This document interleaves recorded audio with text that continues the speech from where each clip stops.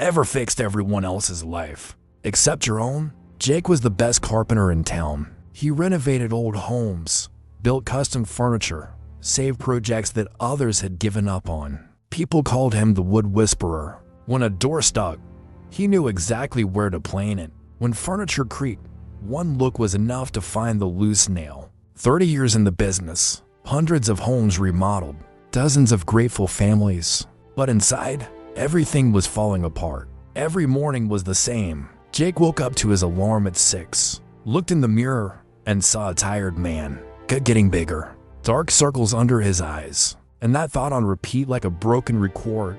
Tomorrow I'll change. Tomorrow he'd get back to the gym. Tomorrow he'd call his son he hadn't seen in months. Tomorrow he'd start that online course he bought a year ago and never opened. But tomorrow never came. On the job site, he was punctual, focused, perfect. Showed up before everyone else, checked every detail, didn't accept sloppy work.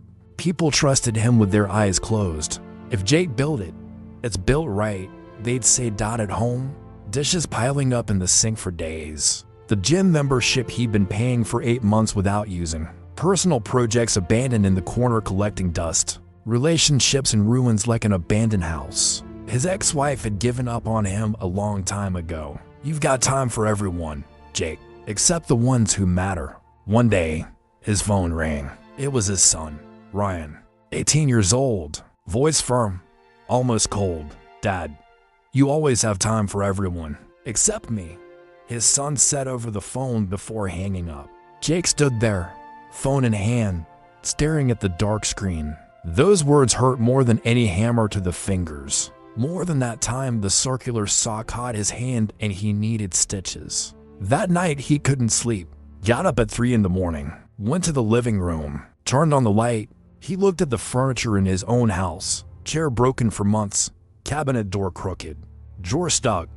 A carpenter who can't fix his own house. The shame rose like a knot in his throat. The following week, a different client showed up. Mr. Henry, a man with white hair and a calm gaze. Must have been about 70, but had the straight posture of someone who'd taken care of themselves their whole life. I need you to build something for me, but there's a condition.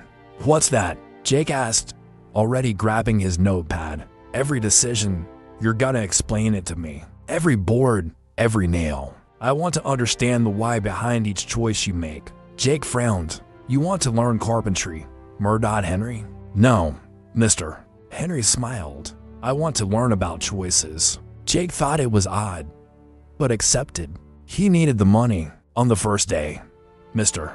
Henry showed up early, brought coffee in a thermos. They stood there, looking at the empty plot. Jake already had the blueprint ready in his head, knew exactly what to do. Where do you start? The old man asked. Foundation.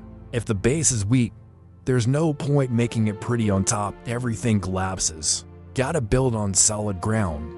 Mr. Henry nodded thoughtfully. I see some old lumber over in that corner. Mr. Henry pointed to a pile of stacked boards. Why not use that? It's already cut. Saves work. Because it's rotten inside. Jake answered without hesitation, grabbing a piece and showing it. Look here. Looks good from far away, but it's got termites. It's hollow. First heavy rain, the whole thing splits. Then it becomes a bigger problem. You gotta tear it down, rebuild, spend twice as much. Henry was quiet for a moment, then asked with that calm voice, what about you, Jake? How many times have you chosen the easy path knowing it was rotten inside? Jake stopped hammering. The noise of the construction site disappeared. Just that heavy silence remained. Every board in this house is a choice. The old man continued, walking among the lumber. You choose good wood because you know this house has to last. Because you know someone's gonna live here, raise kids here, grow old here. So you don't accept just anything. You choose carefully. He stopped in front of Jake. But in your life, the excuse instead of the hard conversation, later, instead of now, you choose to leave the broken chair because I'll fix it tomorrow. You choose not to call Ryan because I'll call tomorrow. How many rotten choices have you been nailing into your own life, Jake? Jake sat down on a pile of boards, felt his chest tighten. I don't know where to start. His voice came out weak, almost a whisper. "Start by hammering the first nail, mister." Henry sat beside him. "You don't need to build the whole house today, Jake. Nobody builds a house in one day. You know that better than anyone. But if you don't hammer the first nail, you'll never have a house. Just the first nail, then the second, then the third, one at a time." That night, Jake got home. It was 8:30. Normally, he'd go straight to the couch, turn on the TV, stay there until he got sleepy. But this time, he went to the junk room. That room that had become a storage space for unresolved things. Grabbed his toolbox, brought it to the living room, fixed the broken kitchen chair. 3 screws, 10 minutes. But when he sat in it for dinner, something changed, something small, but real. It was like the chair was saying, "You're capable. You know how to fix things. So why don't you fix yourself?" The next day, before heading to the job site, he fixed the cabinet door, then the stuck drawer. On the weekend, he painted the peeling wall in the living room. Small things, nothing heroic, but each one was a nail dot at Mr. Henry's construction site. The conversation continued. "You know what the problem with big renovations is, Mr. Henry said, watching Jake work on the roof beams. "We look at everything that needs doing and we quit before we start. See the whole house falling apart and think, I can't fix this alone.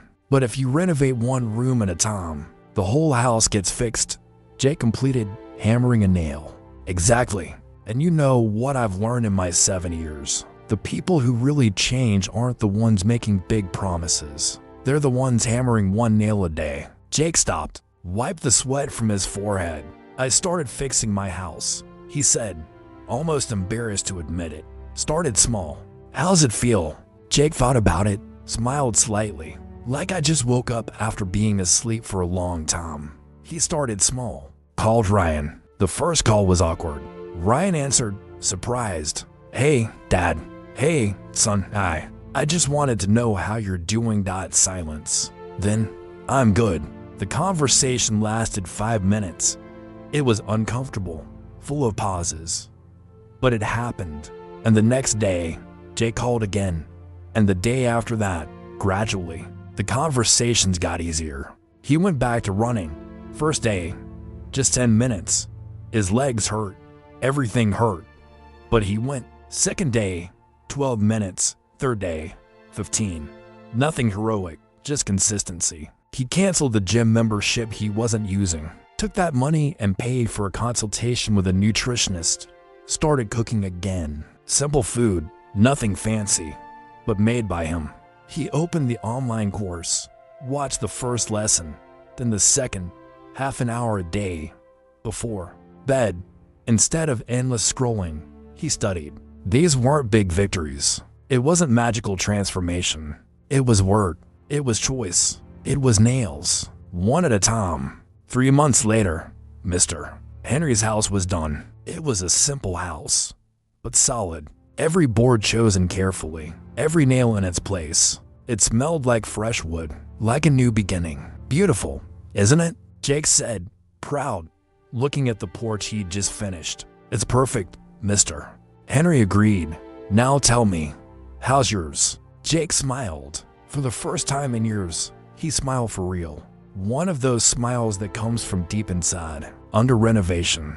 Still got a long way to go. Walls to paint, things to fix, relationships to rebuild. But now I know. I don't need to rebuild everything at once. I just need to hammer the next nail, and then the next one, and keep going. What about Ryan? We see each other every Sunday now. It's not perfect. Still got a lot of things to work through. But he's giving me a chance, and I'm giving it my best shot. Every day. One nail at a time. Henry put his hand on Jake's shoulder. The hand was strong, even with age. You know why people call you when something's broken? Because you know how to fix things. You've got that skill. But you know what I learned in these 40 years of adult life? Jake, we're also a work in progress. We're houses under construction, and we deserve the same care, the same attention, the same respect we give to others. You never leave a client with a poorly built house. So why would you let your own life fall apart? Jake looked at the finished house. the windows gleaming in the afternoon sun, the solid front door. Then he looked at his own hands, calloused hands from so much work, hands that had built so many things, hands that were finally going to build himself. "Thank you," was all he could say. "For what?" "For teaching me that I'm also a house worth building right." Mr. Henry smiled. "You didn't need me to teach you that. You just needed to remember. Sometimes we forget that we also deserve our own care. And you watching right now, what's the first nail you need to hammer today? It can be anything. Fix that broken drawer.